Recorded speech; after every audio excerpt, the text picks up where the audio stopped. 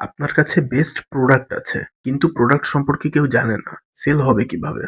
Product মানুষের সামনে পৌঁছানোর জন্য অবশ্যই স্ট্রং মার্কেটিং করতে হবে। আপনার অবশ্যই ডিজিটাল প্রেজেন্স থাকতে হবে। আপনি যদি একটা স্মার্টফোন দিয়েও ডিজিটাল প্রেজেন্স তৈরি করেন, তাহলে সারা বাংলাদেশই আপনার শোরুম হতে পারে। সো চেষ্টা করবেন স্ট্রং মার্কেটিং এবং রেগুলার ডিজিটাল প্রেজেন্স রাখতে। এরপরে আসে নেটওয়ার্কিং। বাংলাদেশের অনেক সফল বিজনেসম্যান বলেন তাদের প্রথম বড় অর্ডার বা প্রথম ইনভেস্টমেন্ট এসেছে কোনো পরিচিত জনের হাত ধরে।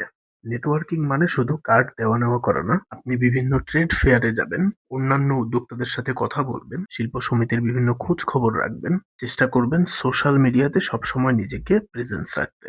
ফাহিম মাসরুর যখন ২০০০ সালে পিডি জবস শুরু করেছিল, তখন কিন্তু বাংলাদেশে ইন্টারনেট ছিল বিলাসিতা। বাট সে কন্টিনিউয়াসলি কাজ করে গেছে, নেটওয়ার্কিং করে গেছে।